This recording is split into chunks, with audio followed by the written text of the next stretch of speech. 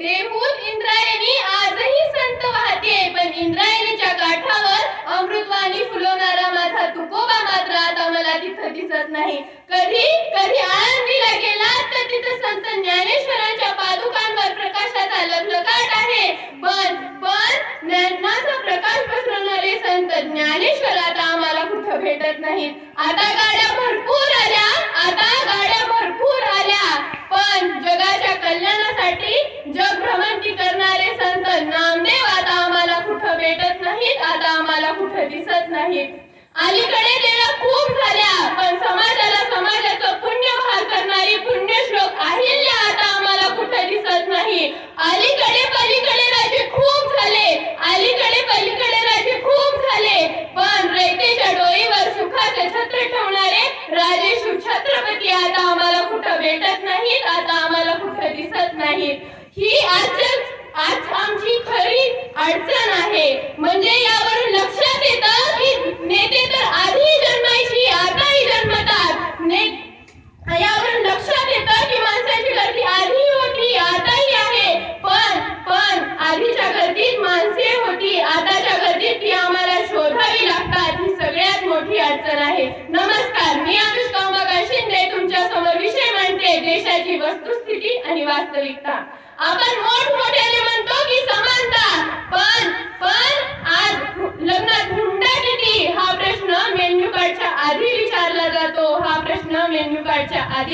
जातो. आज नेते भाषण करतात तेव्हा वाटतं की नेत्यांचं भाषण ऐकते की नेटफ्लिक्सवर वेब सिरीज पाहते, कारण त्यात ड्रामा, ऍक्शन, सस्पेन्स हे सगळं एकत्रच मिळतं. आज नेत्यांच्या भाषणात योजना कमी, जोक्स जास्त असतात. आणि जोक्स जास्त असतात. काम कमी आणि वाद फुल ऑन असतात. आज एक प्रश्न विचारणारा विद्यार्थी अँटी आणि खुर्चीतला माणूस म्हणजे ग्रेट लीडर. आज एक प्रश्न विचारणारा विद्यार्थी अँटी आणि खुर्चीतला माणूस म्हणजे ग्रेट लीडर. आजचं राजकारण इतकं पुढे गेलंय की नेते म्हणतात की काम नाही झालं तरीही चालेल, पण एक पोस्ट तर व्हायलाच हवी. आज नेते म्हणतात की हा देश बदलतोय. होय, हा देश बदलतोय, पण इन्स्टाच्या रीलवर आणि फेसबुकच्या पोस्टवरतीच बदलतोय.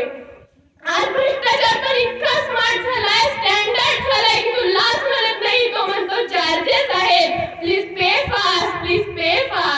आता खरं मात्र व्हायरल होत नाही कारण त्यात आयटम सॉंग्स नसतात. पण खोटं मात्र 4K HD डॉल्बी साऊंड मध्ये व्हायरल होतं. 4K HD डॉल्बी साऊंड मध्ये व्हायरल होतं. आजची पिढी इमोजी समजते पण पॅरेग्राफ नाही. मोबाईलचा अलार्म वाजतो पण मेंदू अजूनही स्लीप मोडमध्येच असतो. आता फॉलोअर्स वाढतात पण विचारांवरती 0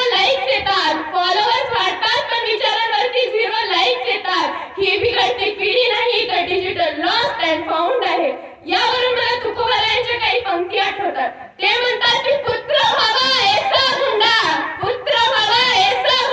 ज्याचा तिन्ही डोकी झेंडा.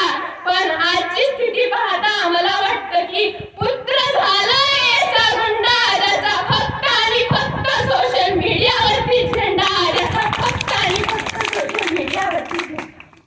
ही बिघडती पिढी नाही तर ही पिढी बिझी मोड मध्ये आहे. ही पिढी फक्त स्टेटस अपडेट करत आहे. आज म्हणतो की भारत प्रगत झालाय. होय, हा भारत प्रगत झालाय. इतका प्रगत की खरं बोललं की लोक म्हणतात अरे बाबा जास्त सिरियस होऊ नको.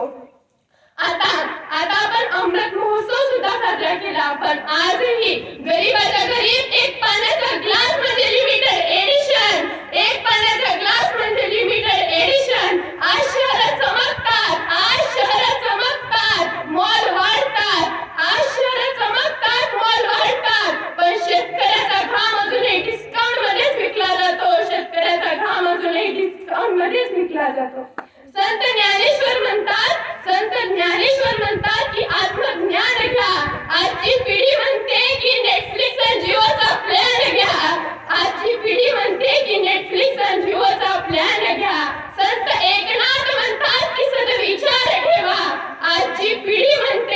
आजची पिढी म्हणते की रिस्किप नको रे देवा, रिस्किप नको रे देवा.